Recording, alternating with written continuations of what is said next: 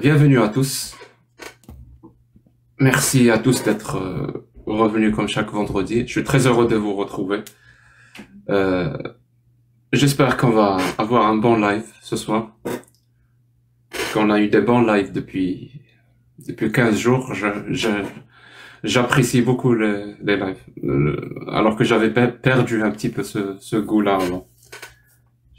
Parce que c'était de ma faute, hein. Vraiment. Je m'étais un peu perdu dans des détails de détails de détails. Mais là, c'est fini. Je vous assure, là, on va revenir aux sources. Voilà. Vraiment, on va revenir aux sources.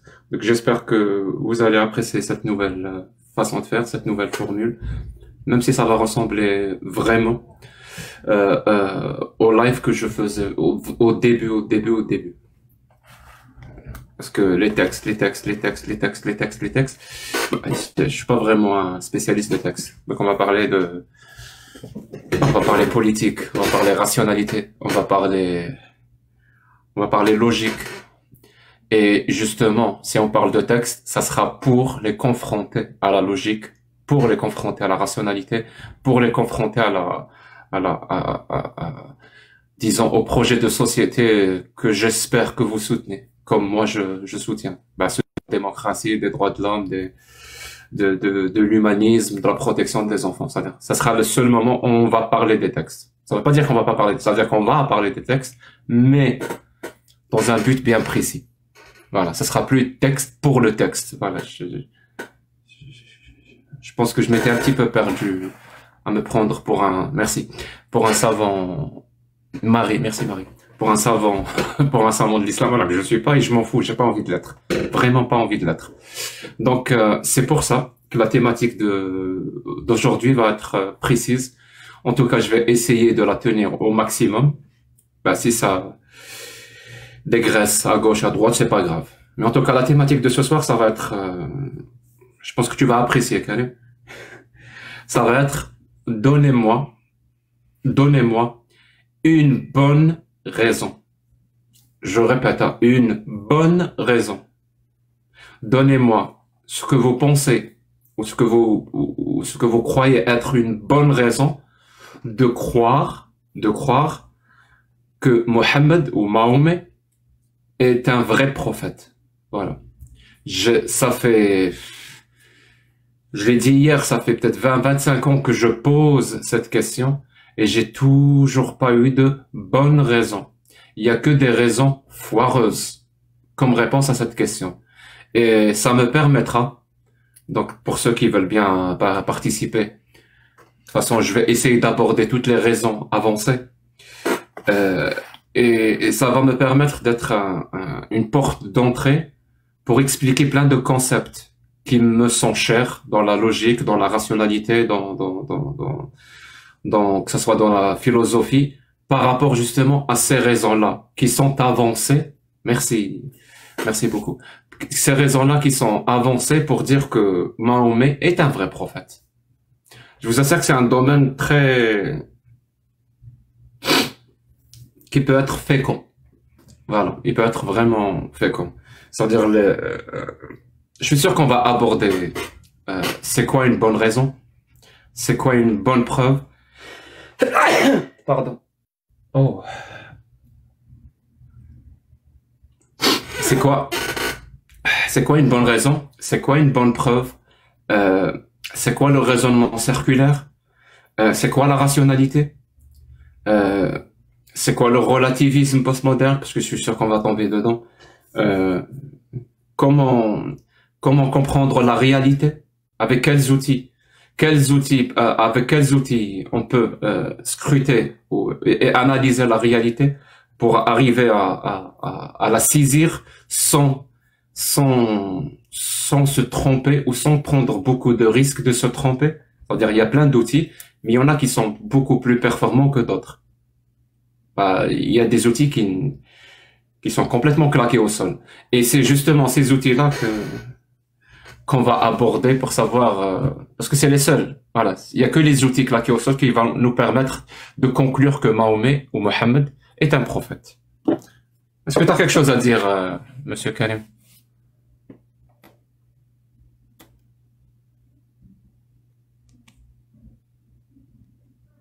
Karim? Non, il est pas là. C'est pas grave. Et je vais aussi, s'il y a des gens, vraiment, parce que j'ai écouté beaucoup de live, cette semaine. J'ai entendu beaucoup de témoignages qui m'ont touché. C'est-à-dire s'il y a vraiment des gens qui veulent témoigner, qui veulent me dire quoi que ce soit. Je vous assure, aujourd'hui, ça sera la journée porte ouverte. Si vous avez une critique à me dire ou une remarque à faire, aujourd'hui, j'accepte. Voilà. Parce que ça va me permettre de savoir un petit peu où est-ce que je me situe, je vais prendre en considération, voilà, ce qu'on va me dire. Donc, une bonne raison pour savoir si Mahomet est un vrai prophète. Et le problème avec cette question, et je vais vous le dire, hein, c'est que tant qu'il n'y a pas de réponse donnée, ça veut dire qu'il n'y a pas de bonne raison. Et quand il n'y a pas de bonne raison de croire quelque chose, la position rationnelle consiste à ne pas y croire. Je répète, quand il n'y a pas de bonne raison de croire à quelque chose, la rationalité te dit qu'il ne faut pas y croire. C'est comme si moi je te dis, est-ce que tu crois que le Père Noël existe réellement? Si je te donne pas de bonnes raisons, c'est-à-dire des arguments solides, si je te donne pas des, je sais pas moi, des preuves viables qui montrent que le Père Noël existe réellement, bah tu vas être rationnel et tu vas pas croire que le Père Noël existe réellement dans la réalité. Et je vais dire quelque chose, je vais peut-être choquer quelques-uns, mais l'existence réelle du Père Noël est aussi probable et aussi possible que l'existence d'un prophète qui s'appelle Mohammed. C'est-à-dire, on est exactement au même niveau. Et je défie quiconque, hein, je vous assure, hein, je défie quiconque qui me permettrait de me démontrer le contraire, que croire que le Père Noël existe et croire que Mohammed c'était un prophète, c'est pas la même chose. Et c'est très facile de le démontrer. C'est-à-dire, si vous y croyez réellement, bah, vous avez de bonnes raisons de le croire. Si vous me les avancez et que ce sont de bonnes raisons, et que je ne trouve pas d'erreur logique, je ne trouve pas d'irrationalité, je trouve rien à redire, ben, je vous tire mon chapeau. Je vais vous dire, c'est bon, tu as raison. Le prophète Mahomet, le Mohammed, Mahomet est un vrai prophète. Mais c'est toujours pas le cas. C'est toujours pas le cas. Mohammed, Père Noël, même combat. Je vous assure, c'est exactement la même chose. C'est exactement la même chose. Si tu penses que croire que le Père Noël existe réellement, c'est irrationnel, eh ben, croire que Mohammed est un vrai prophète, c'est irrationnel aussi. Aussi irrationnel que la croyance dans le Père Noël. Et tant que vous n'apportez pas de contre-arguments solides, ça veut dire que ce que je dis est vrai. Ça veut dire si je vous lance un défi et qu'il n'y a pas, personne ne peut le relever, ben ça veut dire que j'ai raison. Jusqu'à preuve du contraire. Et tant que cette preuve du contraire n'est pas affirmée, n'est pas clamée, parce que moi comme tout à chacun le sait, mon live est ouvert à tout le monde. Il est ouvert à tout le monde. C'est-à-dire tant que cette preuve du contraire n'a pas été avancée, donc c'est vrai. Père Noël, Momo ou Mohammed ou Mahomet, exactement la même chose. C'est exactement la même chose. Bon, je vais commencer à recevoir des gens. Si vous voulez raconter votre histoire, peut-être par rapport à une apostasie ou quoi que ce soit, faites le chiffre 1 dans le chat. Si vous voulez répondre à mon défi, je serai très très ravi. Je protégerai votre parole et votre liberté d'expression. Bah, tapez le chiffre 7. 1 pour apostasie, 7 si vous pensez avoir de bons arguments.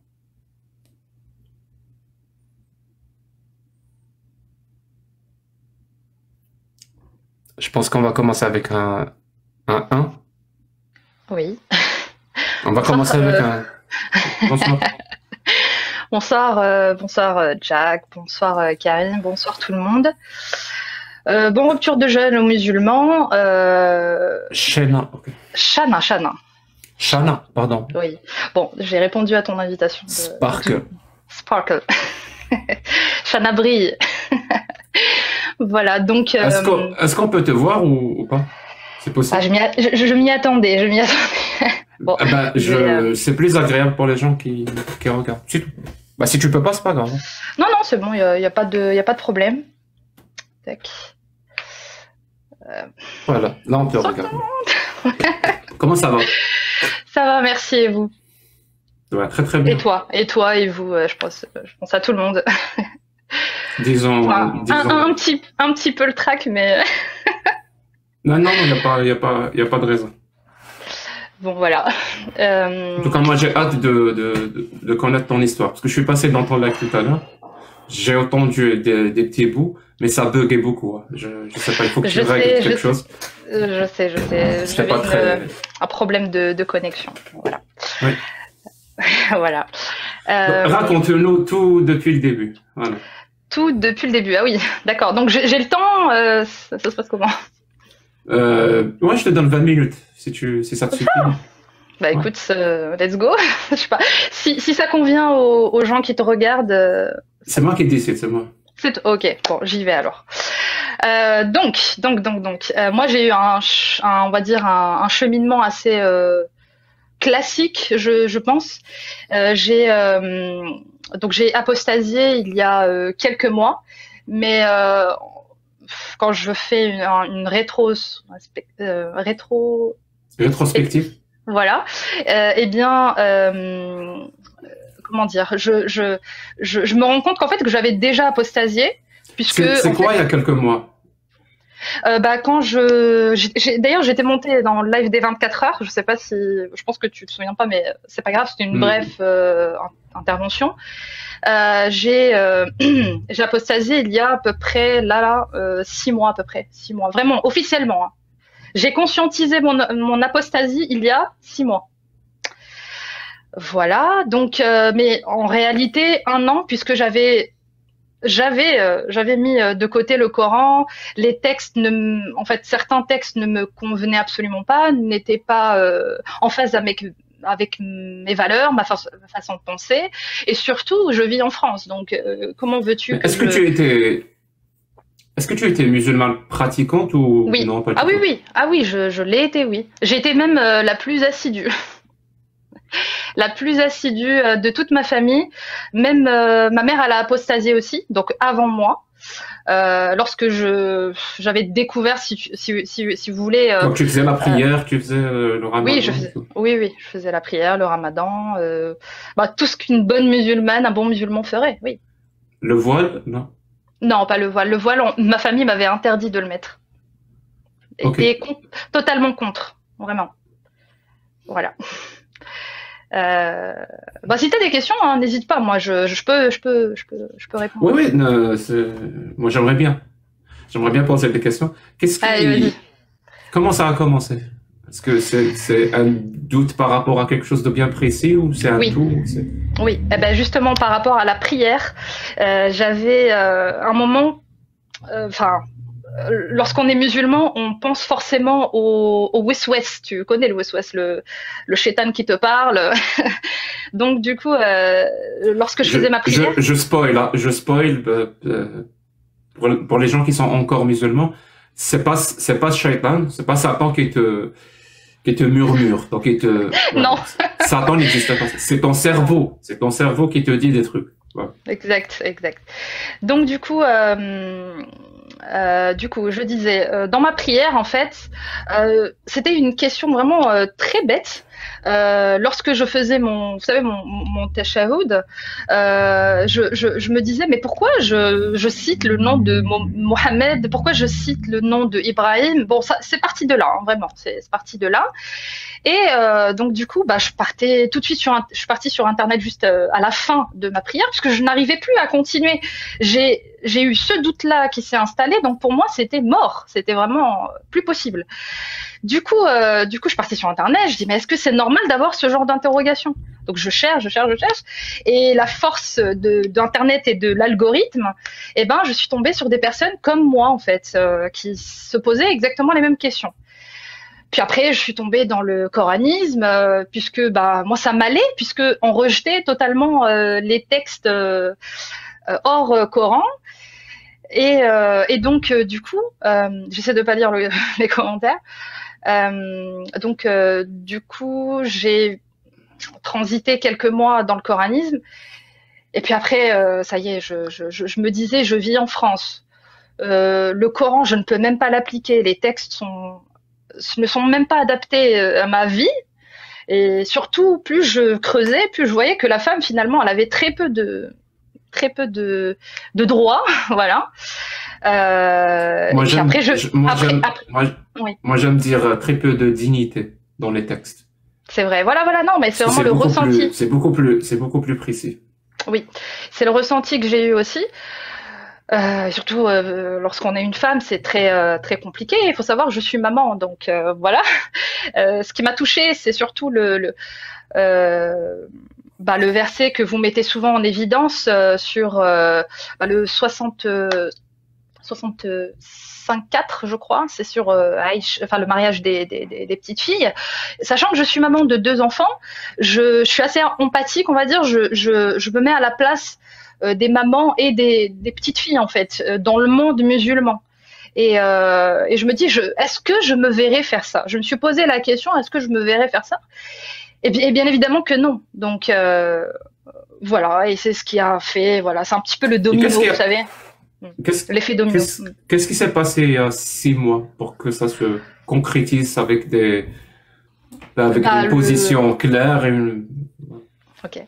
Alors le mouvement des apostats sur TikTok, puisque j'étais pas mal sur TikTok, et je participais à plein de débats. Est-ce que tu es active sur TikTok ou... Ah oui, totalement, oui, je suis active. Okay. Je fais des lives, je fais monter des intervenants musulmans, apostats. Voilà, je fais aussi ce travail-là de mon côté. Enfin, ce travail-là, vous avez compris. Je milite pour le droit à l'apostasie. Parce que tu as beaucoup plus d'abonnés que moi. Oui, en tout cas j'essaie, mais en tout cas t'es plus star que moi, voilà. Non, visiblement non, tu as beaucoup plus d'abonnés que moi. Oui, bon. Ça veut dire que tu... Oui. Bon, voilà. En tout cas, voilà, j'essaie en tout cas de faire quelque chose de mon côté. D'ailleurs, il y a un truc qui revient assez souvent et qui me désole, et ça me frustre, puisque je n'aime pas qu'on me dise que je suis courageuse, parce que ça ne devrait pas être normal qu'une personne dise qu'elle a apostasié ou dise qu'elle a quitté l'islam. Voilà, moi je trouve pas du tout ça normal. Je suis pour qu'on puisse être libre de dire ce qu'on pense de telle ou telle idéologie, peu importe laquelle. Et voilà, en tout cas, moi, merci les gens qui me disent que je suis courageuse, mais franchement, ça ne devrait même pas être normal. Ça ne devrait pas demander un courage spécifique ou supplémentaire. C'est ça. Et qu'est-ce que je voulais dire de plus? Justement, tu n'as pas répondu à ma question. Quand je t'ai dit, il s'est passé quoi exactement pour que ta position devienne claire, oui. Il y a 6 mois? Eh bien voilà, bon, je te l'avais déjà dit, mais tu as dû oublier l'intervention que j'ai eue chez toi. Comment dire? Tu me faisais peur. Tu me faisais peur. Moi? Oui, parce que en fait, la manière c'était une très bonne méthode de débat que j'apprécie. En tout cas que j'ai pas tes outils, mais en tout cas je suis admirative de la manière de comment tu gères les débats. Et j'ai évité tes lives. Je te dis sincèrement, j'ai évité tes lives parce que ça me faisait trop peur. J'étais encore attachée, on peut dire un tout petit peu encore au Coran. Et après, je me suis donné en fait le droit d'écouter. Voilà, c'est surtout le droit d'écouter. Et j'ai bien fait. Voilà, j'ai bien fait parce que tu as eu les bons arguments pour en fait me convaincre que j'avais déjà apostasié, que j'avais déjà franchi le cap, et il fallait juste que je le conscientise. Voilà. Voilà. Okay. Mais c'est à cause ou grâce à toi, voilà. Les deux. Et depuis, comment tu te sens? je me sens libérée. Je suis trop bien, je suis trop bien parce que je sais qu'aujourd'hui, là maintenant, je suis en phase et je sais pourquoi j'ai quitté. Je n'ai aucune culpabilité ni quoi que ce soit parce que j'ai compris finalement qu'est-ce que c'était l'islam. J'ai compris aujourd'hui. Avant, dans le coranisme, on faisait danser. Voilà, on faisait danser à travers plusieurs interprétations. Vous avez compris, hein, voilà. Et, et je me suis bien fait avoir, mais aujourd'hui, je suis contente, je suis libérée.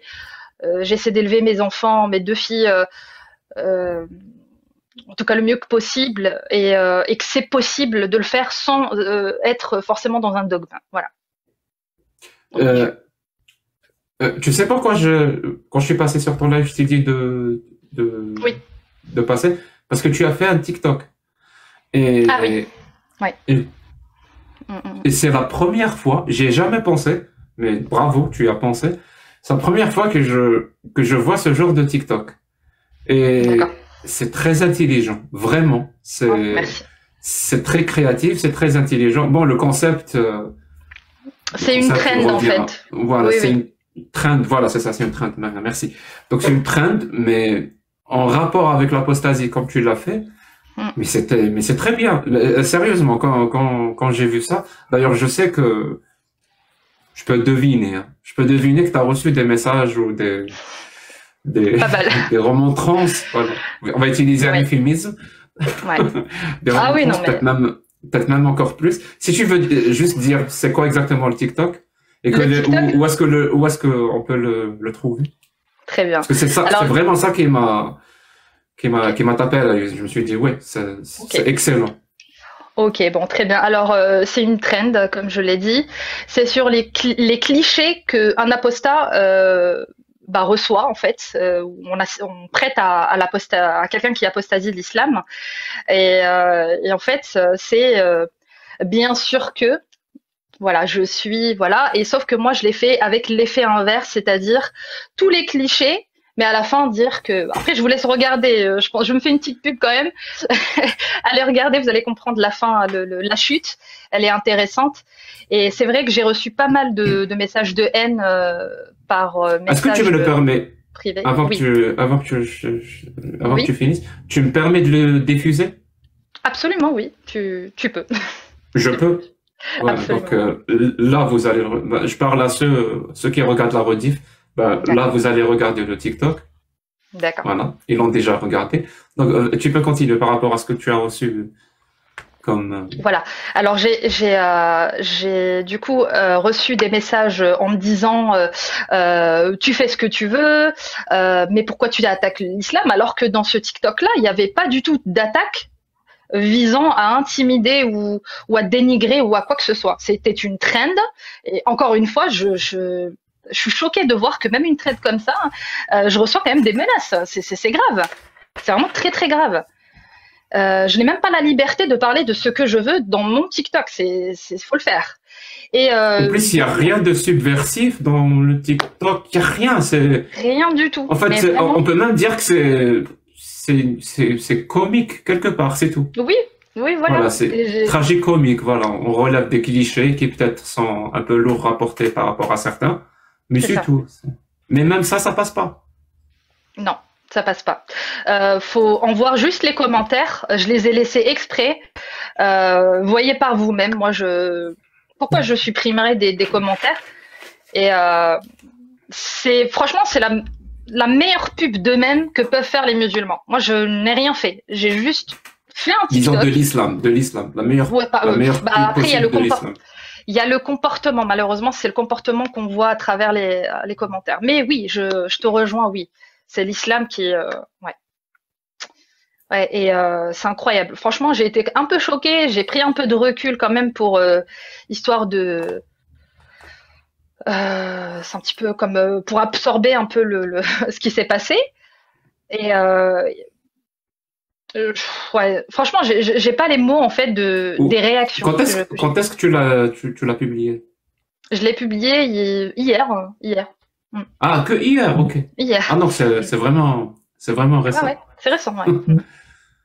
Euh, je peux te poser une question que je pose à chaque fois que quelqu'un me dit qu'il a apostasié. Bien sûr. Au niveau de la famille, comment ça se passe? Déjà, est-ce que tes origines sont algériennes, marocaines, tunisiennes, c'est? Non, je suis marocaine. D'origine marocaine, ok. Ouais. Et alors, comment...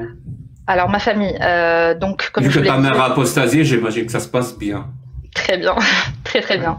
J'ai cette chance, voilà, j'ai cette chance et bon après voilà, j'ai mon père qui lui pratique toujours l'islam euh, et qui Et n'a ton père, il sait que ta mère a apostasié ou pas? bon bah il s'en fiche un peu. Après je n'ai pas vécu avec mon père, hein. C'est pour ça que Ok, pardon. je ne le mentionne pas en fait. Non non mais c'est pas très grave. Et puis il a rien à dire. Enfin, voilà, je suis grande, je suis majeure, je fais ce que je veux, voilà. Et Je suis d'accord. voilà.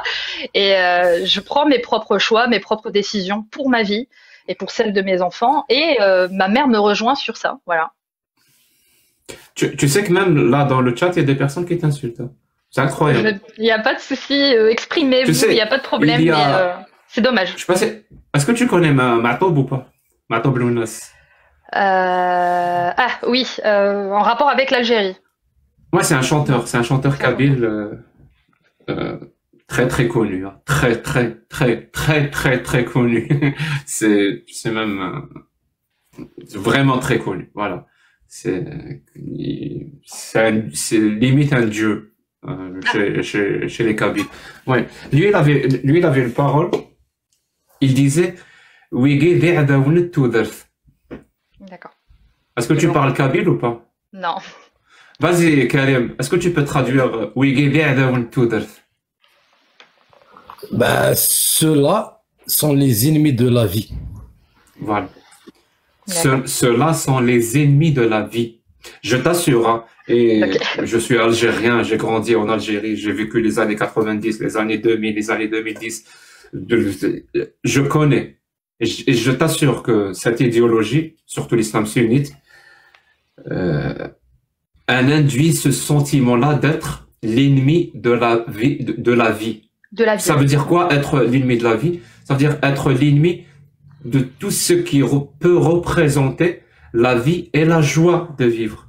C'est-à-dire là, tu parles, je t'assure, hein, tu respires la joie de vivre, tu respires le bonheur, on le ressent. En tout cas, moi, je le ressens. Je sais pas pour les autres. Moi, je le ressens. Et ça, c'est insupportable. Pour cette idéologie, c'est insupportable. Comment une femme peut être aussi heureuse et respirer la joie de vivre et en plus de ça, elle parle de son apostasie.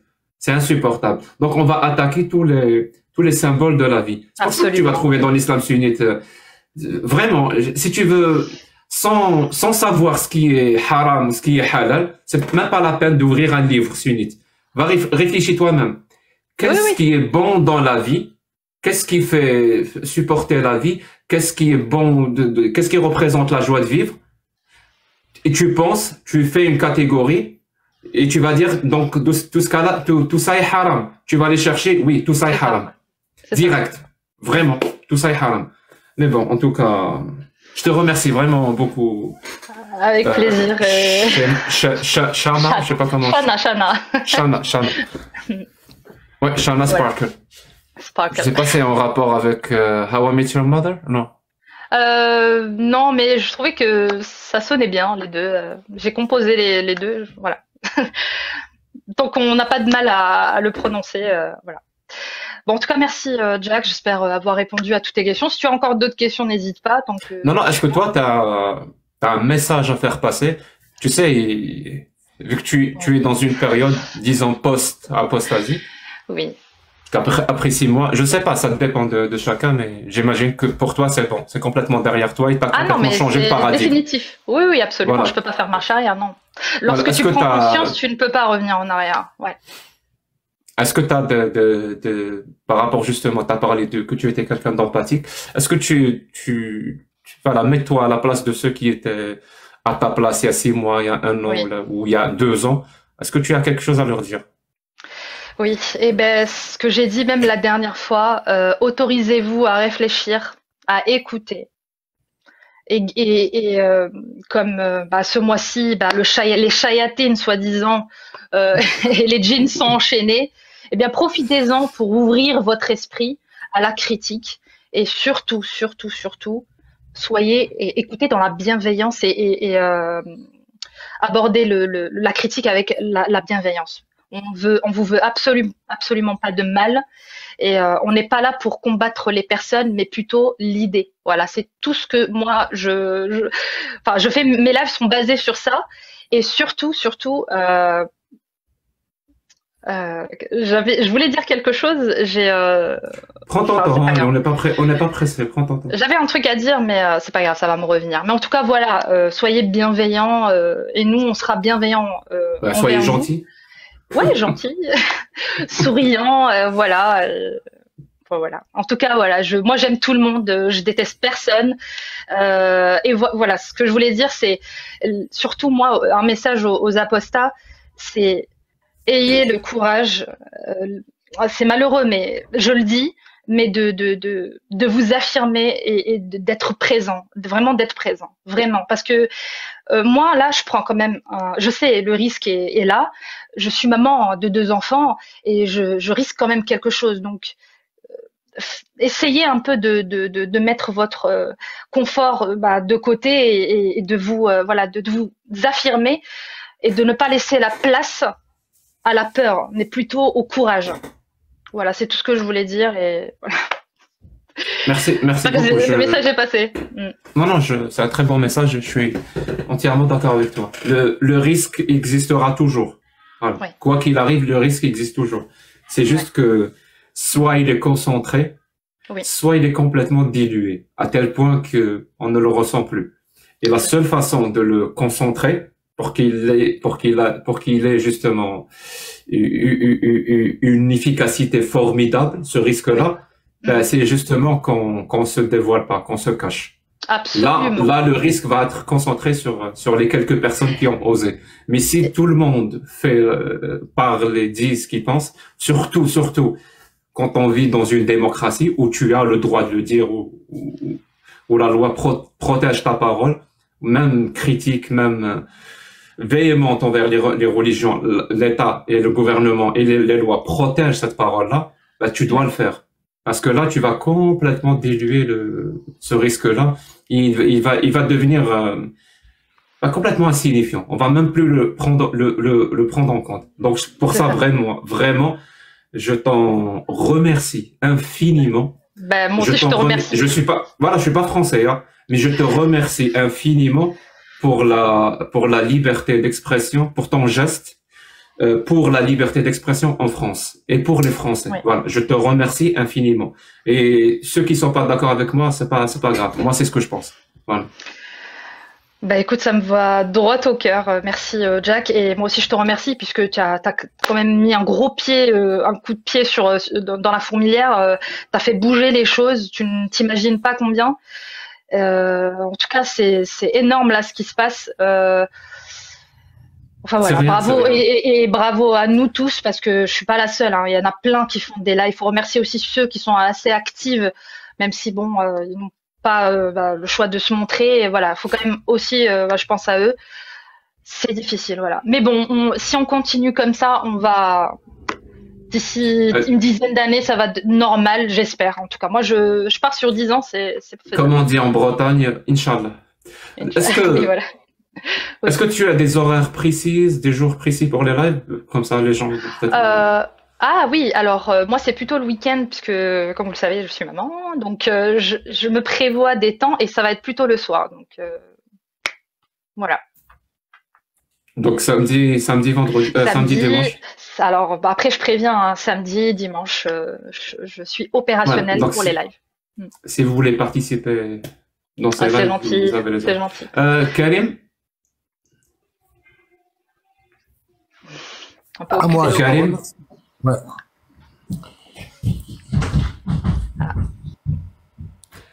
Non, c'est bon. Ah oui, là, moi, je remercie de son témoignage. Et en plus, comme tu as dit, tu vois, surtout la joie de vivre, tu vois. La femme, il faut la cacher. La femme, il faut qu'elle parle. La femme, il faut pas qu'elle s'exprime. Parce que cette idéologie, elle a l'emprise sur la femme. Parce que c'est la femme qui éduque les enfants, c'est la femme le socle de la société. Donc, si tu as l'emprise sur la femme, tu as l'emprise sur l'homme, et tu as l'emprise sur les enfants et le monde. sur la société. Voilà. Et donc, si la femme s'émancipe, la société s'émancipe. C'est aussi, l'équation, elle est simple, hein, je vous assure. L'équation, elle est simple. Absolument. La femme accepte, entre guillemets. Quand je dis accepte, c'est un concept philosophique. Hein. Si la femme accepte d'être soumise dans la société, ben la société va être une société de soumission. Et non pas de progrès, non pas de dignité et tout. Et je dis acceptation dans le sens philosophique, voilà, je le répète.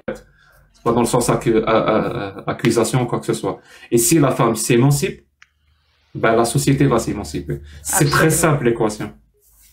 Donc je te remercie pour ça.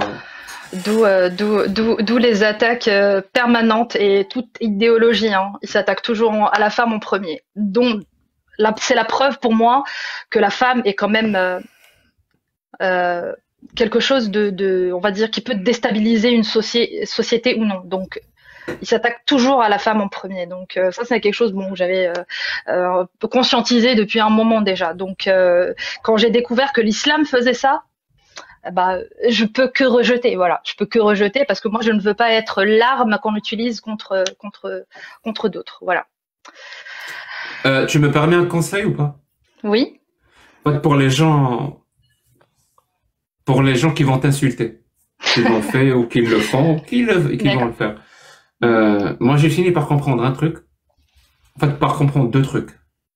Le premier truc, c'est que ils t'insultent pour te faire mal. Vraiment, c'est l'objectif. Hein. C'est évident pour moi. Ils t'insultent pour te faire mal. Mais pourquoi? Parce que toi, tu leur as fait mal. Donc, ils veulent te renvoyer l'appareil. Parce que quand par exemple, toi, là, maintenant, s'ils t'insultent, bah, ce que tu fais, ce que tu es, ce que tu dis, tu leur fais mal. Ils ressentent littéralement quelque chose qui leur fait mal. Donc, ils veulent, à ton tour, toi aussi, d'avoir mal. Et donc, ils vont t'insulter pour que t'aies mal. Et ça, c'est la première chose que j'ai compris. La deuxième chose, c'est que l'insulte n'est pas négligeable pour diminuer la souffrance. Et je pense que c'est même prouvé scientifiquement. C'est-à-dire quand tu as mal et que tu balances d'un coup comme ça un gros mot ou tu insultes, ça diminue un petit peu de la pression de ce que tu ressens, le fait que t'es mal. Donc c'est pour ça qu'ils insultent. C'est pour ça que je te dis, voilà, la meilleure chose que tu puisses faire, c'est complètement ignorer. Voilà, alors, vraiment. Est-ce que je peux répondre à ça? Parce que ça, c'est vraiment bien comme sujet. Moi, ça fait depuis 2020 que je suis sur TikTok. Ça fait depuis 2020. Et même quand j'étais musulmane, je recevais des insultes. Même quand j'étais musulmane, on me rabaissait. Parce que ma place n'est pas sur TikTok. Vous voyez? Donc j'ai été, en fait, insultée par les musulmans pratiquement toute ma vie. En fait, du moment où je suis devenue une femme, on a commencé à m'insulter, à me remettre soi-disant à ma place. Mais quelle est ma place? La place de la femme en islam? Mais moi, je ne veux pas, moi, de cette place. Donc, j'ai quitté l'islam. Aujourd'hui, je me suis émancipée de tout ça. Et ouais, je reprends ma vraie place qui est la femme indépendante, la femme de la société d'aujourd'hui et la femme libre. Voilà. Et surtout ça. Voilà, ça, j'insiste dessus. Je mets vraiment un point. Enfin, je surligne bien voilà. Donc vous inquiétez pas, et t'inquiète pas, Jack, il ne m'atteint absolument pas. La carapace est bien forgée, puisque ça fait quand même depuis 2020 que je suis sur TikTok, et ça glisse comme de l'eau. Voilà, c'est ce que je voulais dire. Merci. J'ai un peu de répartie, on va dire, donc ne t'inquiète pas. Mais merci du conseil. Je t'invite, si c'est pas trop te demander, à rester avec nous. Oui, pas de souci. Au cas où ça t'intéresse. Vu que tu fais des lives, je pense que oui, non, intéressant pas de souci. Merci en tout cas, merci. Non. Merci aux gens, merci les gens en commentaire, même si je ne dis pas. Karim? Karim? Oui. J'ai un problème avec TikTok. Je ne vois pas le chat. Je vois pas le chat. Tu le vois, toi? Ouais. Est-ce que tu es mode? Ouais. Dans l'autre compte, oui. Non, celui-là. Ah, sur celui-là, non. Attends. Merci les gens, vous êtes adorables, franchement. Je reçois trop là, c'est pour ça suffit. Vas-y, fille. C'est bizarre, hein,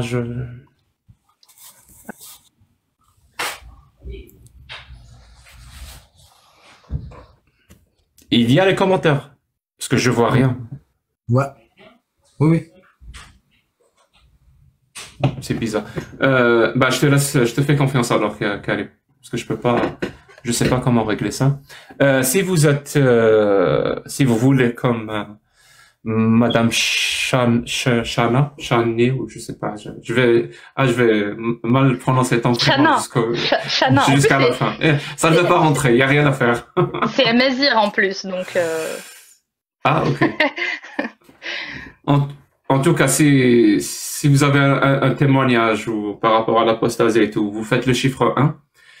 Et si vous voulez répondre à la question que j'ai posée par rapport au live, d'ailleurs j'aimerais bien que ça soit ça, si vous écrivez le chiffre 7, je vous donne l'opportunité et toute la place nécessaire pour me dire bah, si vous avez des bonnes raisons, parce que c'est vraiment essentiel là, si vous avez de bonnes raisons pour croire que Mohammed est un vrai prophète.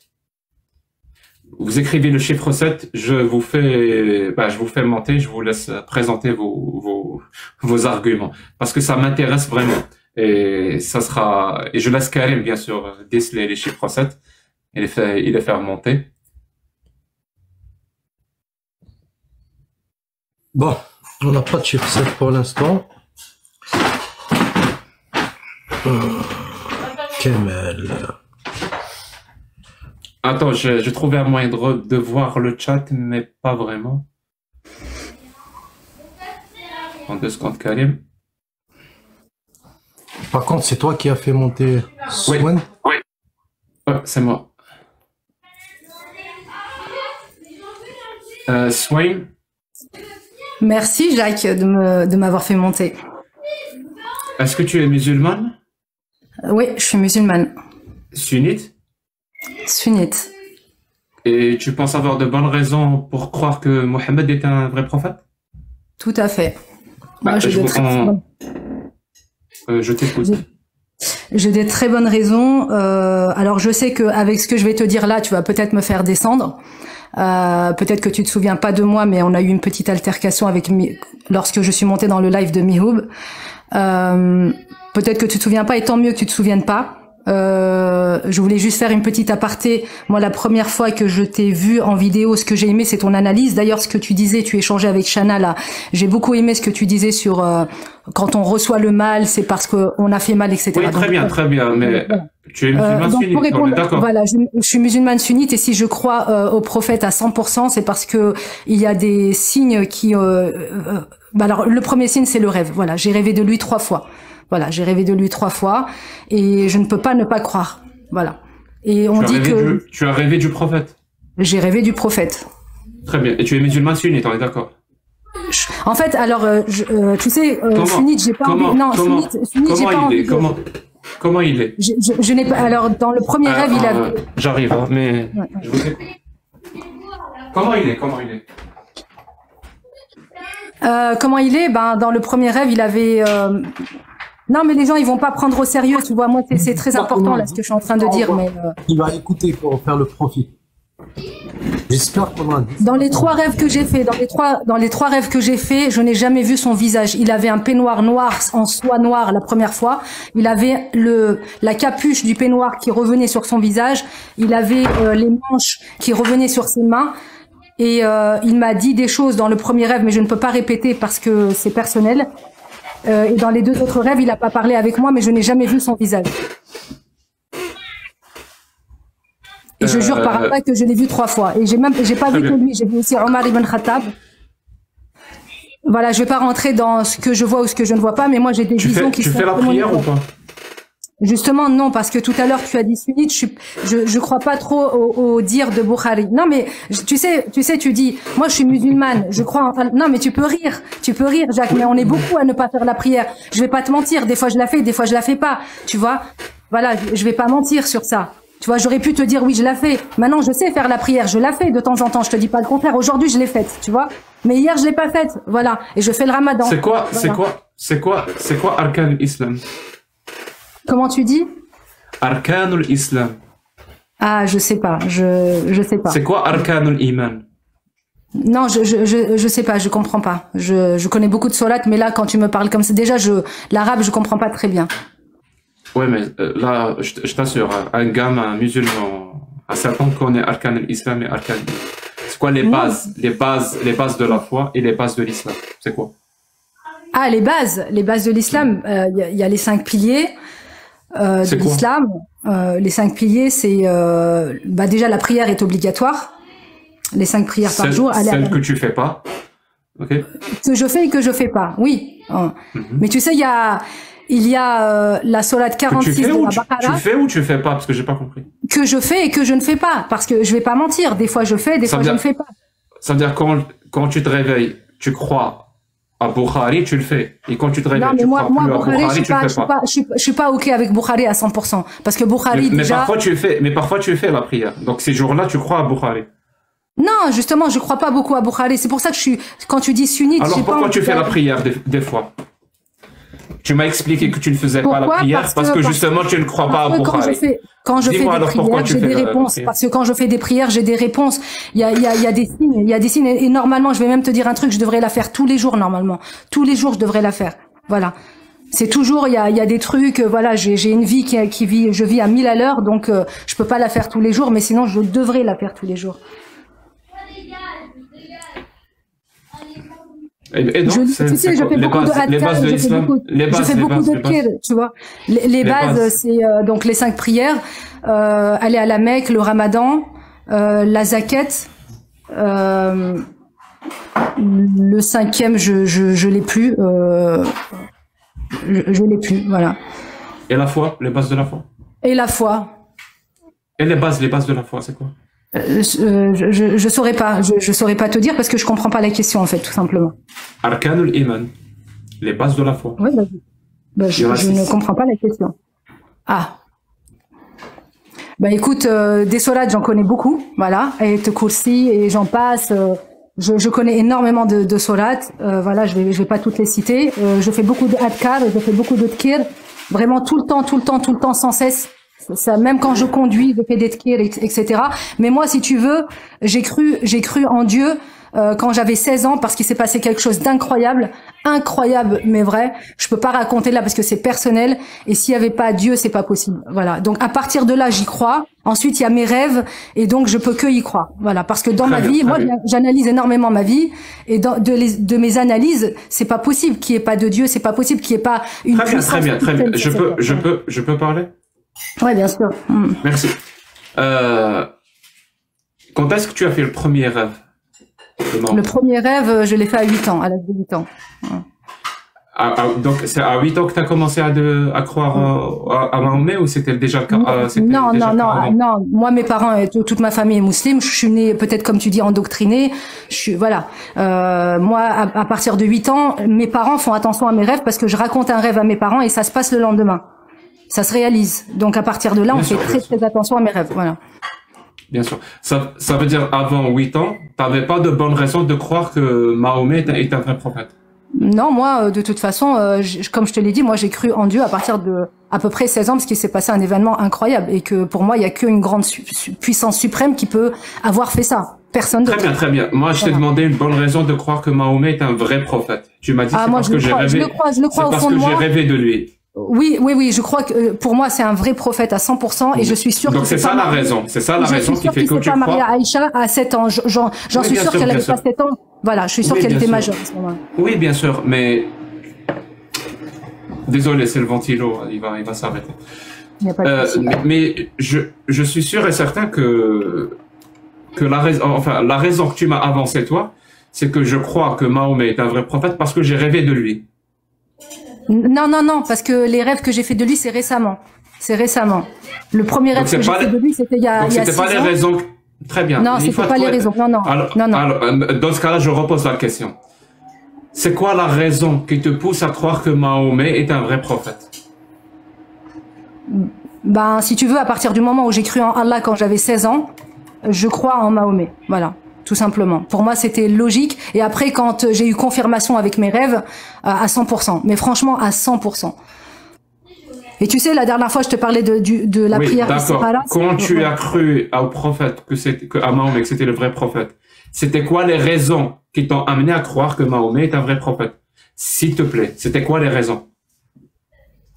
Mes rêves ont confirmé. Les vraies raisons, c'est que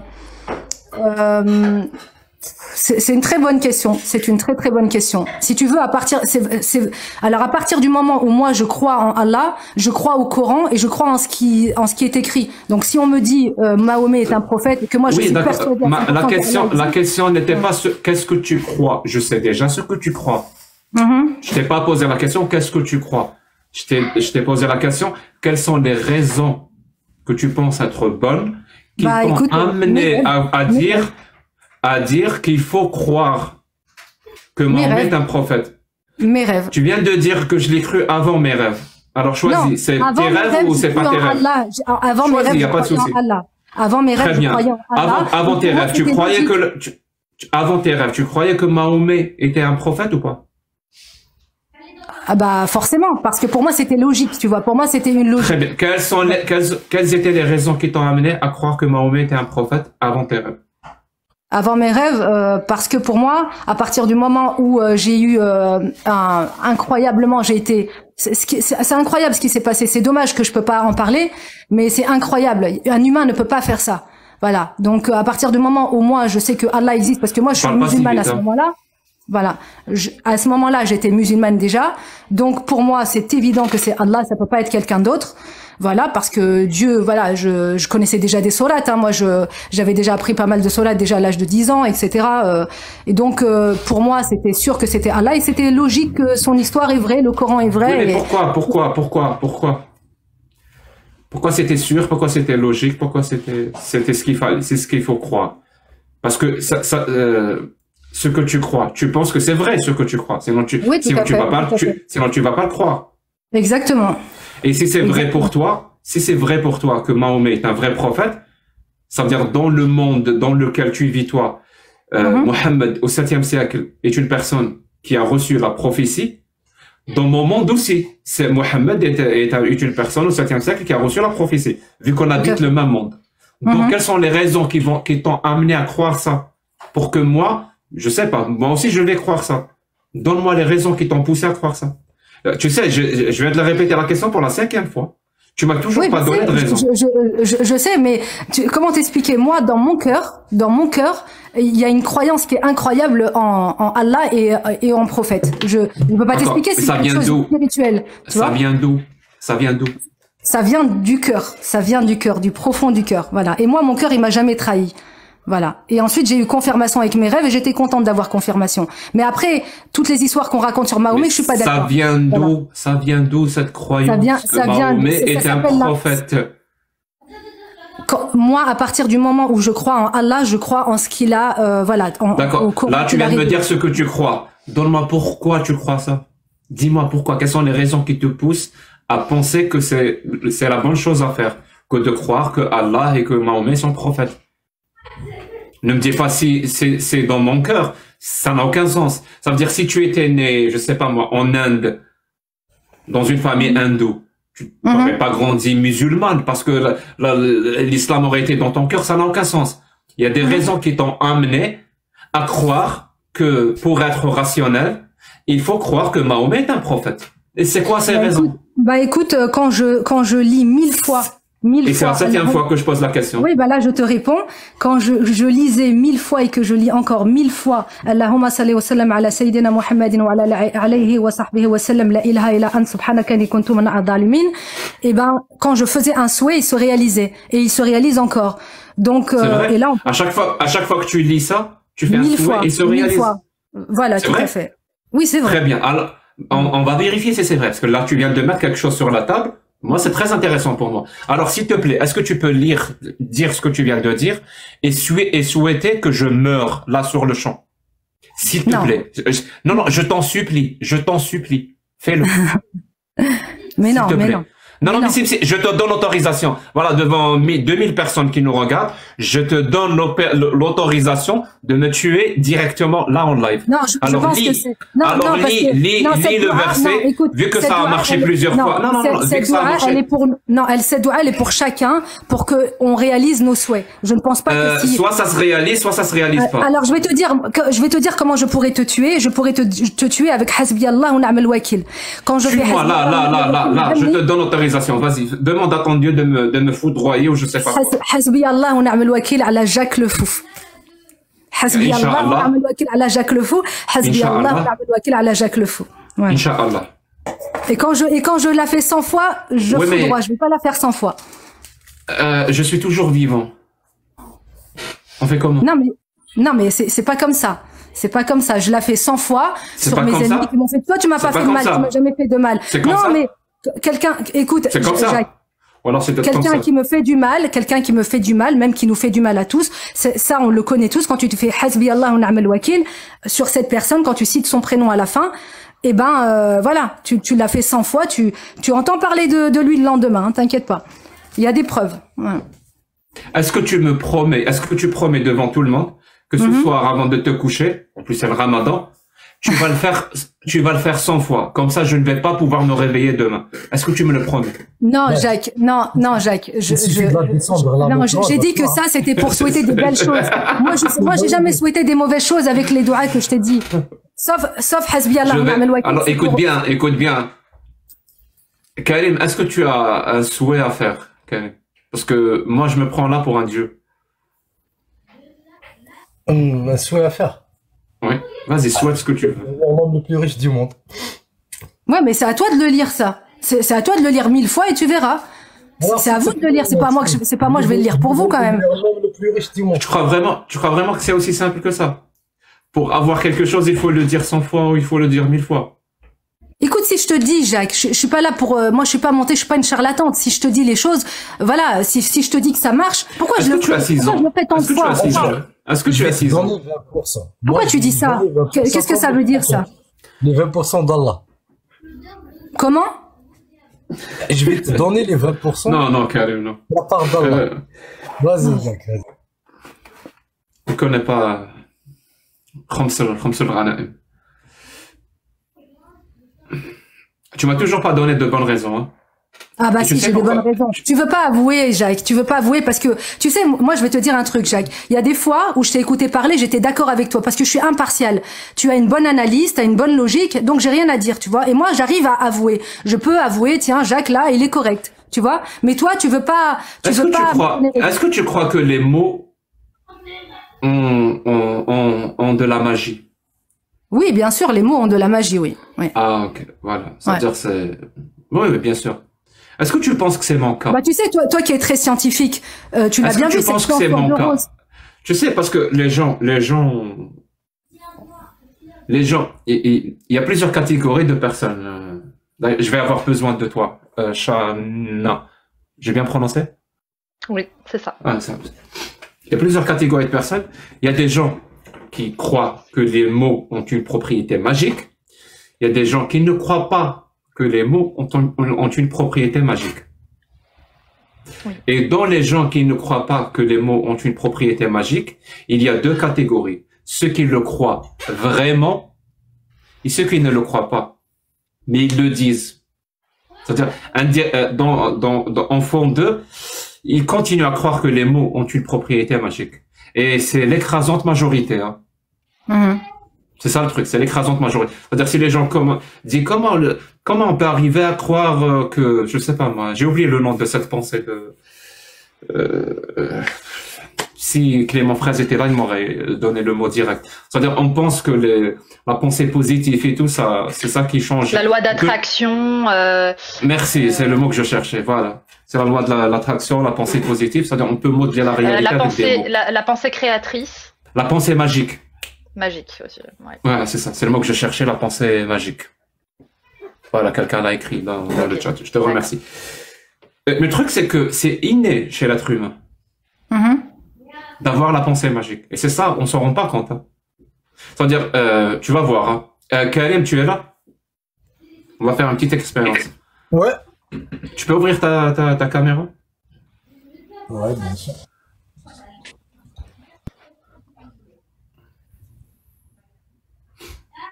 Ouais. Voilà.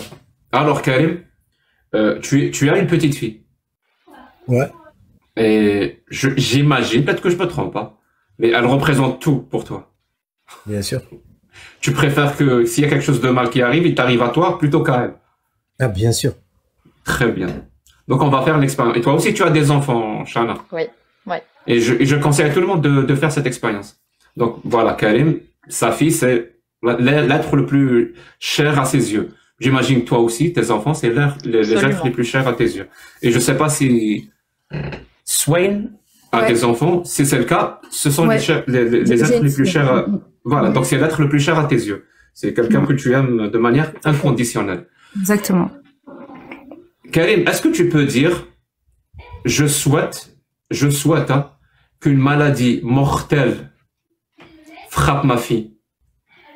Je souhaite qu'une maladie mortelle me frappe moi, avant ma fille. Tu m'as fait peur. Putain, moi aussi, je Alors, flippe. est-ce que tu peux le dire ou pas, Karim? Ben, impossible. Et toi, tu peux le dire, Shana? Non, c'est pas possible. Je peux même pas l'imaginer. Et toi, Swan? Non, impossible, Oui. impossible. C'est ça les débuts de la pensée magique. Parce que je vous le dis direct, hein. Il n'y a rien qui va changer si vous souhaitez qu'une maladie mortelle frappe votre fille ou vos enfants. Ça, c'est pas pour ça que ça va se provoquer. Ça marche pas comme ça, la réalité. On change pas la réalité ou le futur par rapport à des souhaits qu'on fait. Ça marche pas comme ça. Ni des souhaits mortels, ni des souhaits j'espère que ça va bien se passer. Ça marche pas comme ça. La réalité est ce qu'elle est. Elle s'en fout de ce que tu crois, de ce que tu espères, elle s'en fout. Mais malgré tout ça, la majorité écrasante des êtres humains sont incapables de dire ça. Moi, l'être le plus cher à mes yeux, c'est ma femme. Ben, je souhaite que ma femme ait une maladie mortelle et qu'elle meure dans d'atroces souffrances. Est-ce que ça va arriver? Bien sûr que ça va se produire, parce que je sais que ça n'a aucun sens. C'est pas parce que je le dis que ça va se produire. Tu comprends? Non, mais c'est très intéressant ce que tu dis. C'est très intéressant.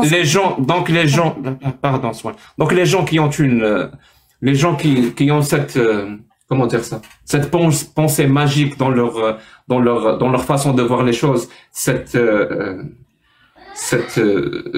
pensée positive, plein de trucs, ça vient pas de nulle part, parce que les bases sont déjà présentes chez pratiquement tous les êtres humains. Le fait de penser que nos paroles peuvent se réaliser, alors que non, nos paroles n'ont aucune raison spécifique pour se réaliser, aucune. Et penser le contraire, c'est être complètement irrationnel. Mais c'est comme ça, l'être humain est irrationnel.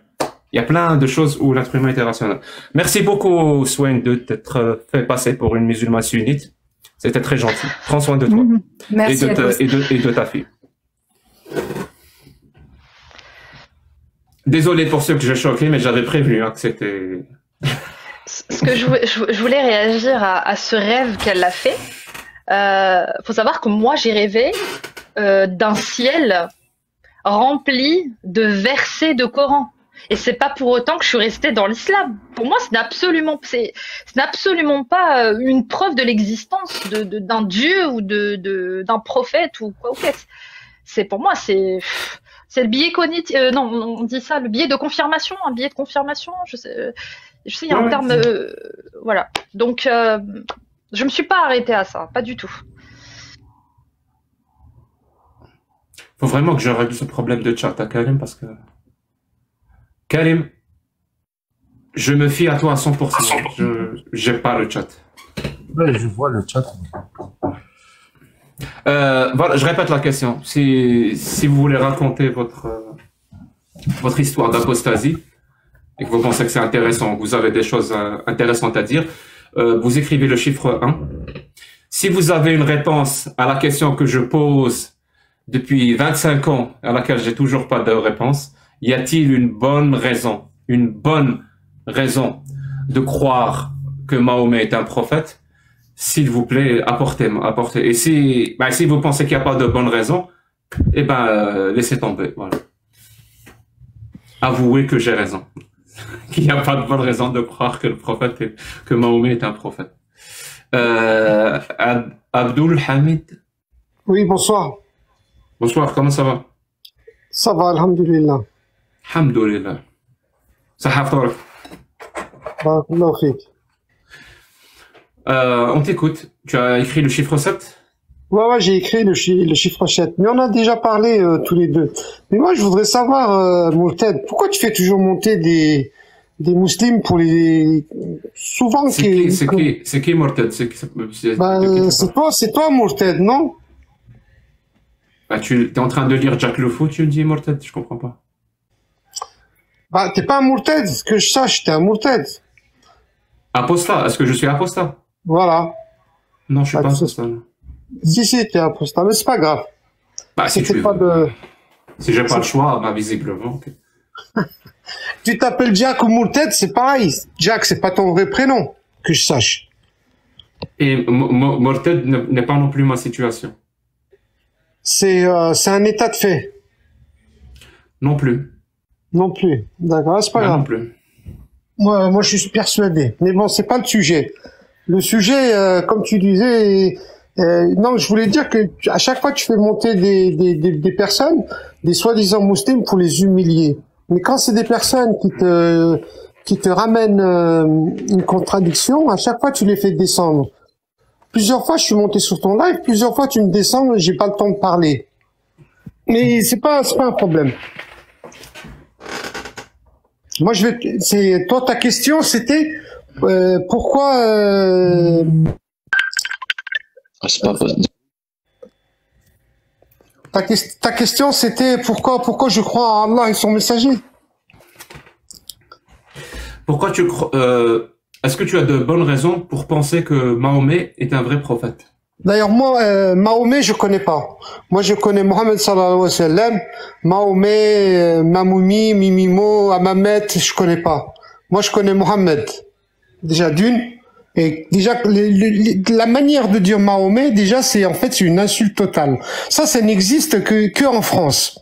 Dans les autres pays anglo-saxons, vu que toi tu habites au Canada, tu sais très bien que là-bas, les gens n'appellent pas ce terme-là. Ils l'appellent toujours Mohammed, mais jamais Mahomet. Mahomet, c'est que uniquement en France, parce que la France, c'est un pays islamophobe qui n'aime pas la religion islamique, donc du coup, ils l'appellent Mahomet. C'est juste les Français ne savent pas prononcer Mohammed. Pourquoi ils disent Mahomet? Très bien. Les Français ne savent pas parler. C'est bon, c'est réglé. Non, les Français savent parler, oui, mais ils font exprès d'écorcher le prénom. Très bien. Les Français savent parler, mais ils le font exprès pour faire chier tout le monde. C'est bon, c'est réglé. Non, pour insulter Allah et son messager. Uniquement ça. Abdelhamid, écoute-moi quand je parle un peu, s'il te plaît. Oui. Moi, je t'écoute. Je te laisse parler. Laisse-moi parler. Je t'ai dit, c'est bon, les Français, on s'en fout. C'est quoi la bonne raison qui t'a poussé à croire que Mahomet ou Mohammed est un vrai prophète? Mohammed sallallahu alayhi wa sallam, il a été envoyé à toute l'humanité. Il a été envoyé à toute l'humanité. Après, et c'est le sceau des prophètes. C'est-à-dire qu'après lui, il y aura plus de prophètes. Il y a plus de Nabi. Nabi Rasulullah, c'est le dernier. Après lui, il n'y en aura plus jamais jusqu'à Ilum el-Qiyamah. Jamais. Et Isa alayhi salam va revenir, ça c'est autre chose. Mais par exemple, les Juifs, ils attendent leurs prophètes, mais ils viendront jamais. Il y aura plus d'autres prophètes. Prophète Mohammed sallallahu alayhi wa sallam, c'était le sceau des prophètes et il a été envoyé pour l'humanité. Très bien. Ça, et moi, je crois en lui. Je crois en lui parce que là, tu viens de me dire ce que tu crois. Très bien. Dis-moi pourquoi tu le crois. C'est-à-dire, donne-moi une bonne raison qui te pousse à croire ça. Moi, ce qui me pousse à croire au prophète Mohammed sallallahu alayhi wa sallam, c'est que le prophète, c'était quelqu'un d'exemplaire. C'était quelqu'un d'exemplaire et c'est quelqu'un qui a eu la révélation tout en étant analphabète. Il y a eu quand même des miracles sur lui. Il y a eu des miracles. Et si tu lis, est-ce que tu as déjà lu la sira du prophète? Tu l'as lu ou pas? Elle fait 600 pages. On a juste pour te dire, parce que on n'a pas eu le temps, j'ai pas eu le temps de recevoir comme il se doit et dignement notre cher ami Ali Babal. Lui, c'est un spécialiste de la sira. Voilà. Donc, si tu as des questions sur la Sira al-Nabawiyya, donc Non, la j'ai biographie pas de- du j'ai pas prophète, de- il est là. Il est là. D'ailleurs, Non, je non, l'ai j'ai pas même de question, invité pour cette raison. J'ai pas de questions. Moi, en tout cas, j'ai lu la sira du prophète. Moi, D'accord. ça me C'est fait quoi bien. les miracles? Et- C'est quoi les miracles? C'est quoi les miracles? Alors, les miracles, quoi les il y en a miracles plusieurs, les miracles. Laisse-moi C'est déjà, finir c'est- ma question. Laisse-moi finir ma Ah, je question. crois que c'était ta question. Ben non, Vas-y. c'est pas ma question. C'est quoi les miracles qui t'ont poussé à croire que Mahomet est un prophète?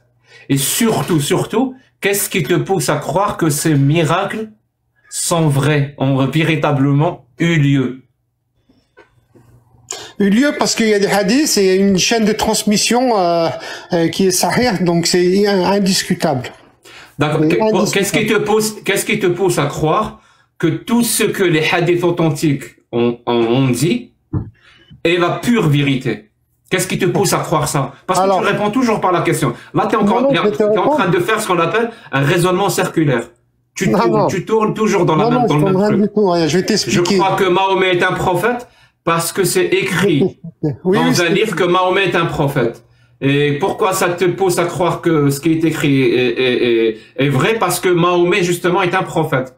Mais pourquoi tu crois que Mahomet est un prophète? Parce Mais que c'est écrit dans le livre que Mahomet est un prophète. Mais qu'est-ce qui te pousse à croire que ce qui est écrit dans le livre est Mais vrai? t'expliques. Parce que Mahomet est un prophète. Mais sors Non, mais un je peu, vais sors. t'expliquer, je vais Donne-moi une t'expliquer. bonne raison, une bonne raison. Je vais t'expliquer parce que avant moi, il y avait les et juste après, au temps du prophète Mohammed sallallahu alayhi wa sallam, il y avait les sahaba. Après les sahaba, il y avait les tabi'in, les salihin, les alimin. Tous ces gens-là qui sont 1000 fois plus intelligents que moi, ils ont rapporté la parole d'Allah et de son messager. Donne-moi un nom, un nom ces de- personnes-là. Très bien. Donne-moi un nom d'une personne qui est beaucoup plus intelligente que toi.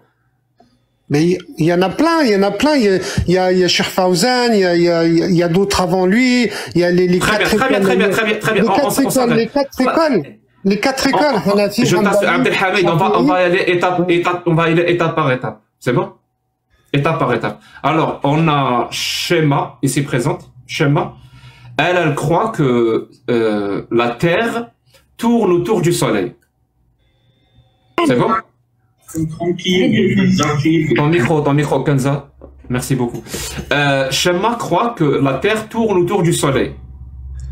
Ali Babal croit que c'est le Soleil qui tourne autour de la Terre. C'est qui le plus intelligent des deux?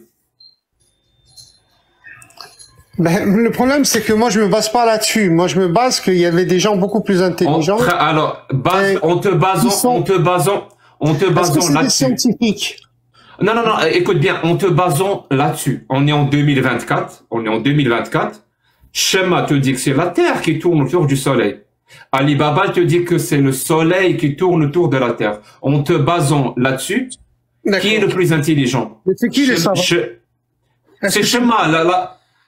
Mais il Shana, n'entend pas. Non, mais Ali, Shana, mais Shema, Non, mais Ali Baba, est-ce que c'est un savant, lui? Est-ce que c'est un savant? il C'est un est là, Ali Baba, il est là avec nous. C'est Non, lui. mais c'est un savant, c'est un scientifique.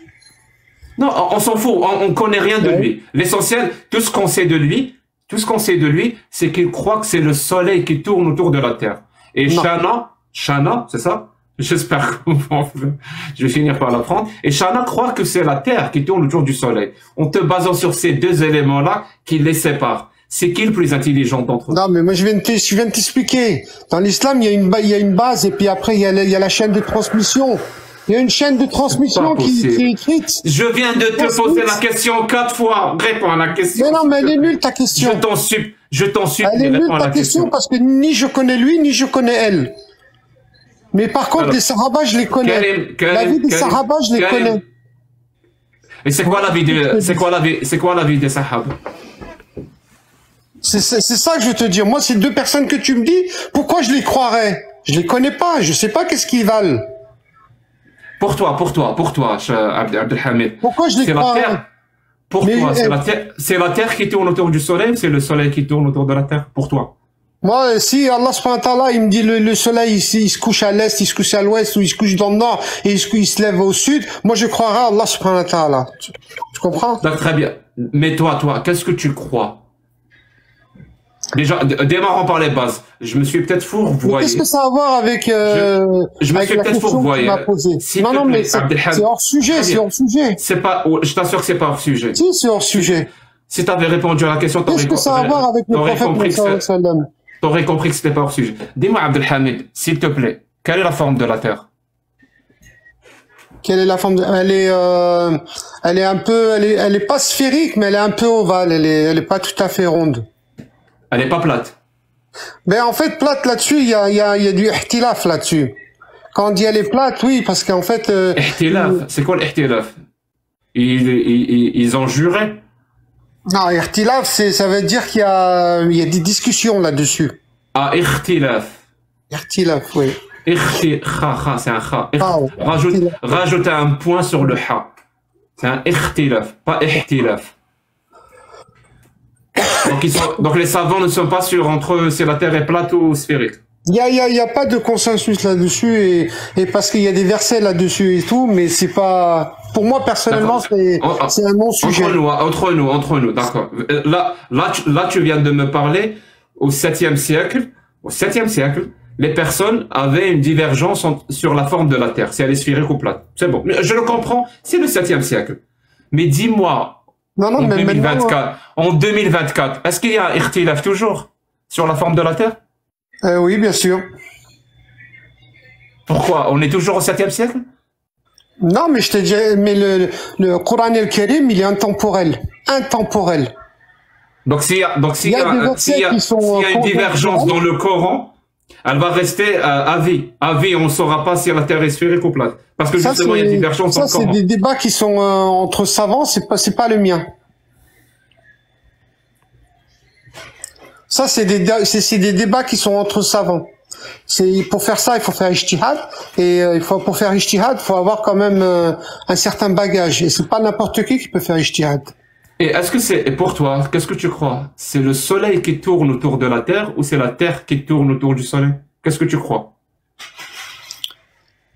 D'après moi, d'après ce que j'ai appris à l'école. D'après toi, non, d'après ce que j'ai appris à l'école, moi, c'est la Terre tourne autour du soleil et la Lune tourne autour de la Terre. Et tu es d'accord avec ça ou pas? Moi, c'est ce que j'ai appris à l'école. Oui, très bien, c'est ce que tu as appris à l'école. Mais est-ce que tu es d'accord avec ça? Mais ce que j'ai appris mais moi, je viens de t'expliquer. Moi, ce que j'ai appris à l'école. Est-ce que si Allah, il me dit que la Terre, il tourne dans l'autre sens, moi, je croirais à Allah. Je croirais pas les scientifiques ni à l'école. Sérieux? Ça veut dire si dans le Coran, Allah te dit que la Terre est plate, tu vas croire Allah? Bien sûr. Et si tu vas dans l'espace et que tu vois de tes propres yeux que la Terre est sphérique, tu vas changer d'avis ou pas? Non. Tu vas continuer à croire que la Terre est plate? Non, parce que en tant que musulman, on est obligé de croire en Allah subhanahu wa ta'ala. Quoi qu'il dise, quoi qu'il fasse, on est obligé de croire. Parce qu'on est musulman et en tant que musulman, on n'a pas le choix. Oui, mais pourquoi? Pourquoi? Qu'est-ce qui va se passer si tu le crois, si tu désobéis à Allah? Qu'est-ce qui va se passer? C'est le fondement même de l'islam, c'est le fondement même de très bien. Non, là maintenant je te pose la question à toi. Qu'est-ce qui va se passer? Tu dis on est obligé. Oui, on est obligé. On t'a pas programmé. Non, mais Mourtad, à quoi ça sert de dire qu'on est musulman alors? Si on est musulman, si on se dit musulman, Ahl Sunnah wal Jama'a, et qu'après par derrière, on croit pas ce que Allah il dit, il y a une contradiction là-dedans. Ce n'est pas possible. C'est soit on croit en Allah et son messager, on croit dans tout ce qu'il a dit, tout ce qu'il a fait, et ce que le prophète Mohammed sallallahu alayhi wa sallam a tout ce qu'il a dit et tout ce qu'il a transmis jusqu'à maintenant, jusqu'en 2024, soit on y croit ou soit on n'y croit pas. Il n'y a pas de demi-mesure. Attends, très bien. Il n'y a pas de souci. L'islam est bon débarras, il n'y a pas de souci. Je te pose une dernière question et je te laisse tranquille après ça. Ok? On fait comme ça, Abdelhamid. Alors, vraiment, une dernière question. Disons que Allah a dit que la Terre est plate. Et visiblement, toi, tu es obligé de le croire. Et je t'assure, hein, tu regardes la Terre est sphérique. Malgré ça, tu changes pas d'avis. Tu me dis, tu es obligé de croire que la Terre est plate vu que Allah l'a dit. Maintenant, disons que Abdelhamid veut lancer un satellite. comment il va calculer la trajectoire de la fusée? Est-ce qu'il va la calculer en prenant en compte la sphéricité de la Terre comme il l'a vu de ses yeux? Ou est-ce qu'il va calculer, pour lancer son satellite, le fait que la platitude de la Terre comme Allah l'a dit? Qu'est-ce qu'il va prendre en compte, Abdelhamid, pour lancer son satellite? Mais en fait, ça c'est des problèmes de scientifiques et des problèmes mathématiques. Et d'ailleurs, pour lancer une fusée, faut, si tu sais pas, mais c'est en général, c'est pas n'importe où sur la Terre, c'est souvent vers l'équateur. Souvent sur la ligne équatoriale. Très bien. Mais est-ce que tu peux, très bien, excellent. Tu as une information très précieuse. Mais dis-moi, qu'est-ce que tu vas prendre en compte dans tes calculs? Tu vas prendre en compte dans tes calculs la sphéricité de la Terre pour lancer ton satellite? Ou tu vas prendre dans tes calculs la platitude de la Terre comme Allah l'a dit, pour réussir ta mission de lancer un satellite? Qu'est-ce que tu vas prendre en compte? La Terre sphérique ou la Terre plate? Je viens de t'expliquer, tout ça c'est des questions mathématiques, mais est-ce que les questions mathématiques s'opposent aux questions philosophiques et islamiques, oui ou non? C'est ça qu'il faut voir. Mais si ça ne s'oppose pas, il n'y a pas de problème. Toi, comment tu vas faire pour lancer ton satellite? Je suis pas un scientifique. Pour faire tes calculs. Supposons que c'est toi qui as le dernier choix. Tu vas faire comment pour lancer ton satellite? Tu vas prendre en compte la Terre sphérique ou la Terre plate? Moi, je viens de t'expliquer. Moi, j'ai un stylo, regarde, écoute, j'ai un stylo noir. Et quand Allah subhanahu wa ta'ala, il me dit non, ton stylo, il est rouge. Eh ben, je crois à Allah subhanahu wa ta'ala, non, mon stylo, il est rouge. Même si mon stylo, il est noir. Je peux pas te dire mieux. Bonsoir, Ali Babal.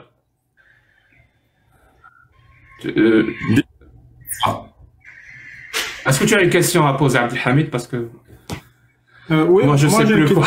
Je sais plus quoi dire. Moi, j'ai deux petites questions à Abdelhamid. Il n'y a rien à dire. Mais merci beaucoup, Abdelhamid. Vraiment, merci beaucoup d'avoir répondu à ma question. Merci. J'ai deux petites questions à Abdelhamid. Une logique et une sur la Sira. La question logique, ce serait, si tu permets, qu'est-ce qui serait une bonne raison de croire que tu t'es fait avoir quand on te dit que Allah existe et qu'il faut lui obéir? Attends, répète là ta question. Qu'est-ce qui te convaincrait que tu t'es fait avoir quand on te dit que Allah existe? Non, c'est obligé que tu as quelque chose. Par exemple. Non, rien. Moi, je crois pas. Moi, ma foi, elle est tellement. C'est impossible de me détourner de ma foi. C'est impossible. Donc, tu as déjà ta réponse en fait. Tu crois pas en Allah. Moi, je crois pas en Allah. Parce que si t'as pas si tu n'as pas, si tu n'as pas vérifié que les bonnes raisons que ce soit faux existent, dans le fond, tu n'as pas vraiment réfléchi. Donc, tu crois pas vraiment. Mais non, parce qu'il n'y a pas de faux.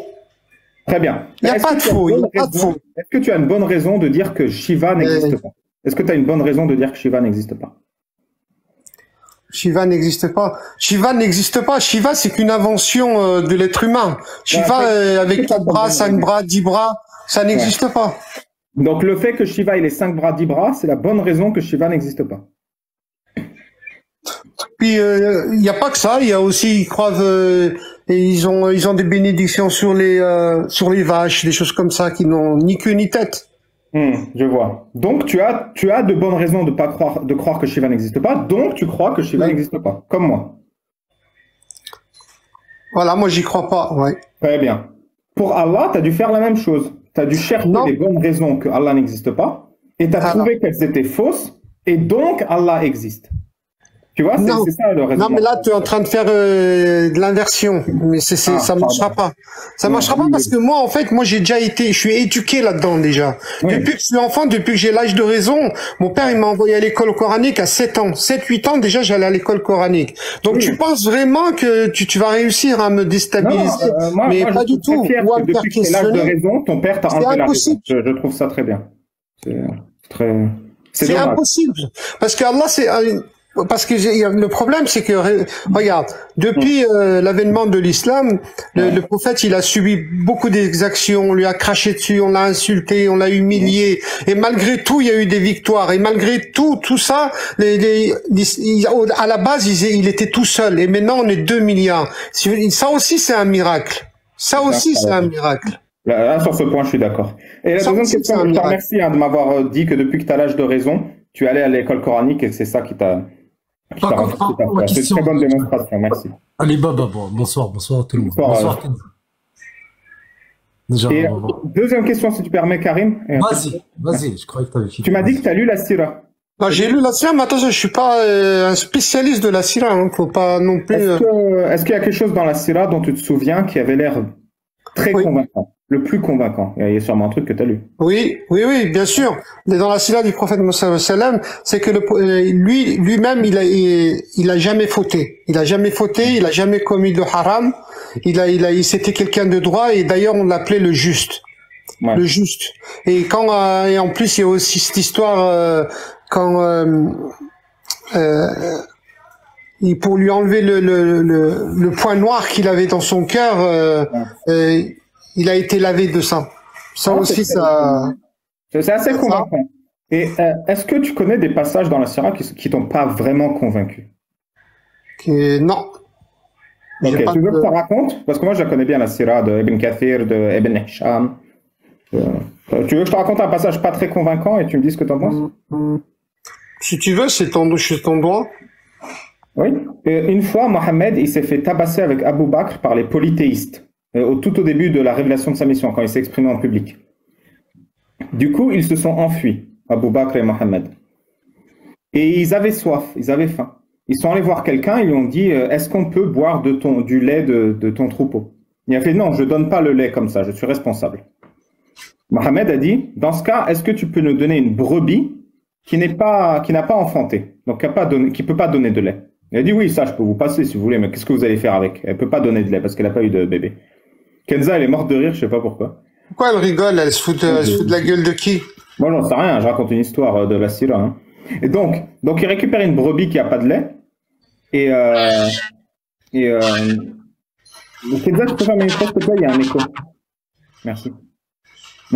Et donc, il donne une brebis qui n'a pas de lait, et Mohammed, il touche le pied de la brebis, et du lait commence à sortir. Mohammed et Abu Bakr boivent jusqu'à qu'ils aient plus soif. Puis Mohammed, il lâche la brebis, et il fait stop. Et là, la brebis arrête de donner du lait. Qu'est-ce que tu penses de ce miracle raconté dans la Sira de Mohammed? C'est justement un miracle comme quoi il était déjà prédestiné à son destin.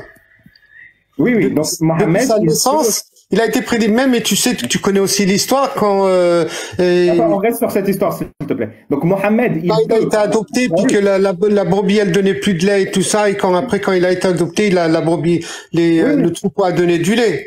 Tu connais aussi cette histoire. Donc ça fait partie aussi des miracles. Oui, donc Mohammed, par sa présence, peut faire sortir du lait des mammifères autour de lui. Oui, parce que c'est Allah qui veut ça. Et ma question, c'est pourquoi Mohammed... C'est par l'ordre d'Allah qu'il arrive à faire ça. Oui, pourquoi Mohammed, il peut faire sortir du lait des mammifères autour de lui, mais il peut pas juste faire apparaître un kebab, du coup? Un kebab. C'est pratique quand même. Elle est nulle, là, ta comparaison. Non, tu penses que c'est plus pertinent de pouvoir faire sortir du lait d'un mammifère que de pouvoir faire apparaître à manger? D'accord. Et tu crois que dans le kebab, il y avait quoi? Il y avait de la sauce algérienne ou pas? Oui, la totale. La totale. Donc tu penses que pouvoir faire sortir du lait d'un mammifère qui a pas d'enfant, c'est vrai, mais pouvoir faire apparaître un kebab, c'est ridicule. C'est ridicule parce que c'est pas le propos. C'était pas le propos et les kebabs ça n'existait pas. C'était pas du kebab, ouais, je vois. C'était pas. Elle est nulle ta question. Wallah, elle est nulle. Tu penses qu'elle est nulle ma question? Tu penses que Wallah, elle est nulle. Permettre de faire sortir du lait ne peut pas se permettre de faire sortir du lait. Elle est nulle parce que je viens de t'expliquer que c'est Allah qui fait tout ça. C'est juste par l'ordre d'Allah que lui arrive à faire ces miracles-là. Sans l'aide d'Allah subhanahu wa ta'ala, lui, il peut rien. Parce que tous les miracles qui ont apparu depuis Adem alayhi salam, c'est toujours par l'ordre d'Allah que c'est arrivé. C'est jamais parce que les prophètes ont décidé. Non. Et c'est par l'ordre d'Allah que les prophètes ont ramené des miracles, ont fait des miracles. Bah, je te remercie, je rends la parole à Jack qui est de retour. Merci. Je vais te dire une phrase, Abdelhamid, tu me dis ce que tu en penses.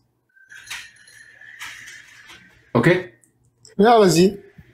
Si je peux... La phrase, il n'y a pas de souci. La phrase, elle dit, ceux qui vous font croire des absurdités vont vous faire commettre des atrocités. Qu'est-ce que tu penses de cette phrase? Ouais, je vois où tu vas en venir. Toi, toujours, tu poses des trucs comme ça pour après, pour aller plus loin dans le sujet. Mais y a pas de souci. Moi, je réponds à toutes tes questions. C'est quoi les atrocités? Quelle atrocité? Justement, qu'est-ce que tu penses de cette phrase? Oui, on va aller étape par étape. Qu'est-ce que tu penses? Est-ce que cette phrase...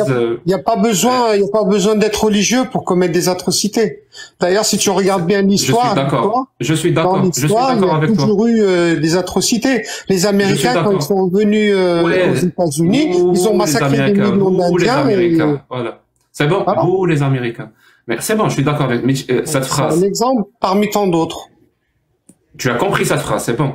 Oui. On peut passer à autre chose. Très bien. Ah, je vois où tu veux emmener, il n'y a pas de souci. Quelle est la peine encourue par l'apostat dans l'islam? Et s'il te plaît, si tu veux bien utiliser des euphémismes, voilà. Nous ici, quand on dit arrêter la vie de quelqu'un, on utilise le mot pragmatiser. Oui, t'inquiète, il n'y a pas de souci là-dessus. Mais moi, je suis quelqu'un de... Et puis moi, je suis pas un hypocrite. T'inquiète pas, je suis pas un hypocrite. Et ce discours-là, je sais pas si je l'ai déjà eu chez toi ou chez Mihoub ou chez... comment elle s'appelait? Foula. Je l'ai déjà eu sur ce discours-là. Et moi, je vais pas fuir, hein, t'inquiète pas là-dessus. Et je te remercie. Ce qu'il faut savoir, c'est qu'on est dans, il faut différencier un État islamique ou pas. Et si on est dans un État islamique où il y a la charia, c'est complètement différent. Dans un État où il y a la charia, je te parle pas de la France, c'est pas un État où il y a la charia, c'est-à-dire c'est un État qui applique la parole d'Allah et du prophète, c'est ça? Voilà, qui applique la parole d'Allah et de son messager. D'accord. Alors, dans un État qui applique la parole d'Allah et du prophète, est-ce qu'on va pragmatiser les apostats ou pas? Les apostats, c'est clair, c'est très clair. Ils passent devant un tribunal, passent devant un tribunal, et s'ils font taouba, ils sont relâchés. S'il veut pas faire taouba, ils font pas. Il fait pas taouba, et ben il ira en prison. S'il veut pas se repentir au bout d'un certain temps, voilà, et puis après, c'est la cour qui décide. Après, il y a des qadis qui sont là, qui jugent les gens par rapport à la jurisprudence islamique. Le consensus. Et puis après, qui décide de la peine. Et la peine, c'est la peine dans le consensus. La peine, c'est soit la peine de mort, par pendaison ou autre, ou soit avec l'exclusion où il devra partir de là-bas ou... Très bien, très bien. Non, mais ils peuvent quand même le pragmatiser. Dans un pays qui applique la parole d'Allah et du prophète, on peut pragmatiser un apostat. C'est bon, on est d'accord. Pragmatiser, tu veux dire le tuer? Oui, mais on va éviter ce genre de mots à cause des règles de TikTok. Donc on peut pragmatiser un apostat. Écoute, les lois d'Allah, c'est pas moi qui les fais. C'est pas toi. Pas moi, c'est pas mes lois à moi. Ce n'est pas mes lois à moi. Mais on peut le faire. C'est la loi dans un État dans un État qui applique la loi d'Allah.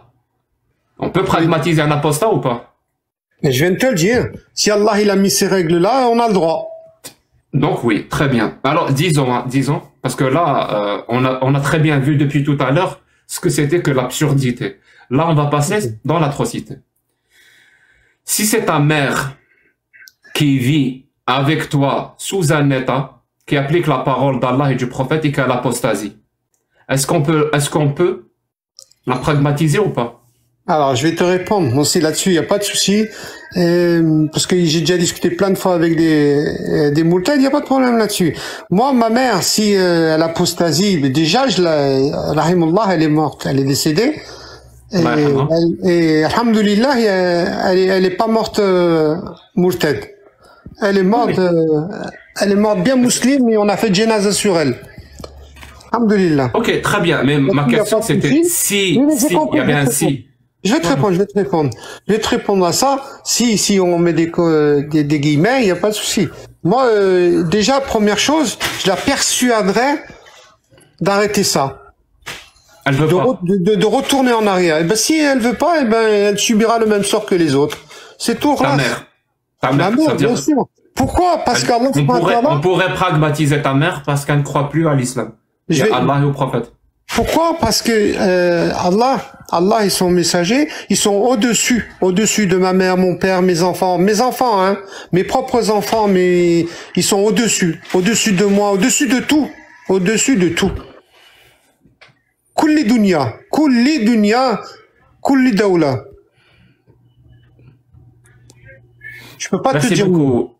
Merci beaucoup, Abdelhamid. C'est très gentil d'avoir été si honnête avec nous. Vraiment, je te remercie du fond du cœur. Mais je continue à penser que la phrase, j'imagine, apocryphe de Voltaire qui dit que ceux qui vous font croire des absurdités vont vous faire commettre des atrocités, tes propos en sont l'exemple parfait. Non, mais ça, moi, c'est ce que je pense, Abdelhamid. Tu as le droit de ne pas penser la même chose. Il n'y a pas besoin d'être religieux. Il n'y a pas besoin de l'islam pour ça. Parce que les plus grandes atrocités qu'il y a eu sur cette terre, c'est pas l'islam. Merci beaucoup. C'est pas l'islam.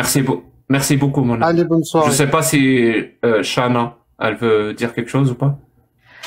Non, mais c'est choquant. Je suis sans voix, justement. Moi, j'ai pas pragmatique ma propre mère, mais toutes les absurdités sur terre, c'est pas l'islam. Toutes les autres. Mais je pragmatise, pas de problème, j'assume. C'était touchant. Oui, mais moi, je te le dis, Abdelhamid. C'est pas mes lois. Le problème, c'est que, Mouhed, c'est pas mes lois, Jack. Moi, c'est les lois d'Allah, c'est pas les miens. Moi, c'est pas les miens. Hein. Mon pote, une croyance qui peut t'amener à dire j'accepte que ma mère soit pragmatisée à cause de ses croyances, à cause de sa foi, est une croyance à mettre dans la poubelle. Tu ne le penses pas, moi je le pense. Voilà, je t'assure. Et moi, mon but, c'est que le maximum de gens partagent mon avis. Voilà, c'est tout ce que je fais. Tu penses ce que tu veux, mais moi, en tout cas, je ne sais pas en contradiction avec les lois d'Allah. Ça, c'est clair et net. Et que ce soit mon père, ma mère, mon frère, ce que tu veux, hein. Même mes enfants, ils apostasient demain, je te le dis. Si demain, mes enfants, ils apostasient demain, ben, c'est fini. Dans le cas Abdelhamid, en fait, toi, disons, tu as tes enfants, tu as ta mère, tu as vécu avec ces personnes-là, tu as vécu avec ta mère, tu as vécu avec tes enfants, et que tu les connais, et que tu sais que c'est des bonnes personnes, que tu as partagé beaucoup de choses avec eux, et du jour au lendemain, juste ils quittent l'islam, on va les pragmatiser, et pour toi, même ça te dit pas qu'il y a un problème dans cette religion? Non. Je peux intervenir si vous... Non, parce que les lois d'Allah, ils sont supérieurs à tout. Merci beaucoup, Abdelhamid. Merci beaucoup. Est-ce que tu as un dernier mot à dire avant que je te passe descendre? Non, si quelqu'un veut poser une question, sinon je descends. Ça, tu peux faire remonter un autre musulman, il n'y a pas de souci. Inch'Allah. Merci beaucoup. Prends soin de toi et de ta famille. J'aimerais bien donner la parole à Kenza, mais je pense qu'il y a un problème avec son micro. Vous m'entendez ou non? Non, il y a un problème. Vous m'entendez là ou non? Là, c'est mieux. Oui, en fait, je suis Karine de Clubhouse. Kenza, c'est ma nièce, elle est juste là. Donc, j'utilise son compte pour ceux qui me connaissent. Donc, salut Jack, salut Karim. Bec.